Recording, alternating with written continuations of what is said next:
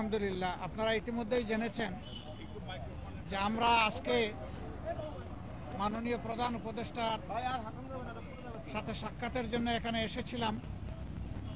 উনি এবং ওনার সঙ্গে অন্যান্য সম্মানিত উপদেষ্টা মণ্ডলী সেখানে ছিলেন, প্রেস উইংয়ের লোকেরাও ছিলেন।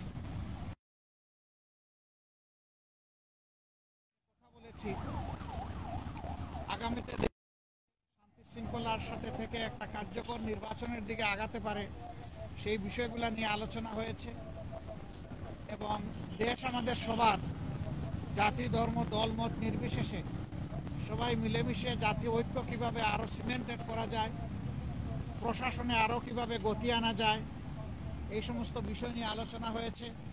পাশাপাশি আলোচনা হয়েছে দ্রব্যমূল্যের যেটাতে মানুষের কষ্ট হচ্ছে, এইটাকে লাঘব করার জন্য মানুষের সামর্থ্যের ভিতরে দ্রব্যমূল্যকে নামিয়ে আনার জন্য কী পদক্ষেপ নেওয়া যায় সেই সমস্ত বিষয় নিয়ে আলোচনা হয়েছে।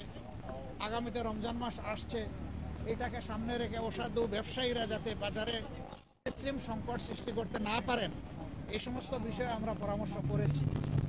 এর পাশাপাশি আইন শৃঙ্খলা পরিস্থিতি নিয়ে অনেক আলোচনা হয়েছে। দেশে সম্প্রতি ঘটে যাওয়া কিছু বিষয় নিয়ে আলোচনা হয়েছে।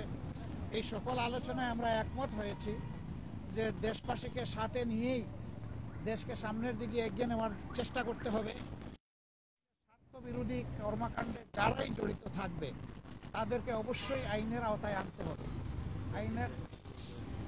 আইনের আওতায় এনে দেশকে শান্তি শৃঙ্খলা ফিরিয়ে দিতে হবে এবং এর জন্য প্রয়োজন হচ্ছে সর্বোচ্চ দল মত ধর্ম ভিন্নতা থাকবে, এটা খুব স্বাভাবিক, কিন্তু জাতীয় স্বার্থের জায়গাগুলোতে আমরা যেন সবাই একমত থাকতে পারি, ঐক্যবদ্ধ থাকতে পারি। আপনাদের মাধ্যমে আমরা সেই আহ্বান জানাই এবং আমরা সেখানেও এটা তুলে ধরেছি। তো এই ছিল মোটামুটি আজকের আলোচনার বিষয়বস্তু। আমরা এখন বিদায় নিতে চাই। আপনাদের একান্ত জরুরি কোনো প্রশ্ন থাকলে করবেন, আদারওয়াইজ আমাদেরকে ছুটি দিলে খুশি হব। না না, ওই রকম ডেফিনিট কোনো আজকের প্রেক্ষাপটটা ঠিক ওরকম ছিল না, এই জন্য ওই ধরনের ডেফিনিট কোনো আলোচনা আমরা করি।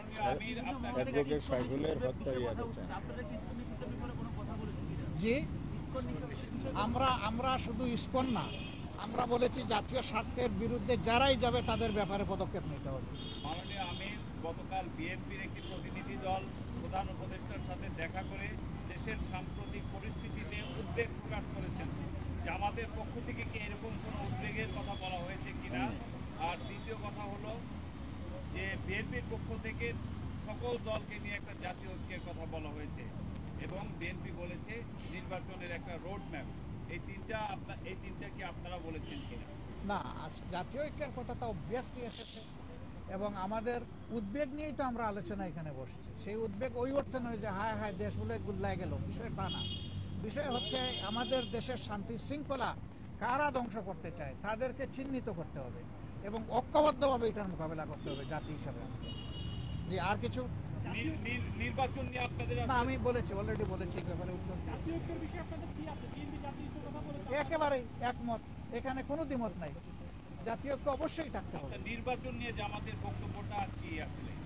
না, আমাদের বক্তব্যটা আমরা পরিষ্কার করেছি যে মিনিমাম সংস্কার যেগুলো দরকার, যেমন আমাদের 41 দফা দাবি আছে সংস্কারের, কিন্তু এই সরকারের জন্য আমরা 41 দফা দেইনি। আপনাদের মাধ্যমে আমরা মাত্র 10 দফা দিয়েছি, জাতির সামনে উপস্থাপন করেছি এবং তাদেরকে আমরা হ্যান্ড ওভার দিয়েছি।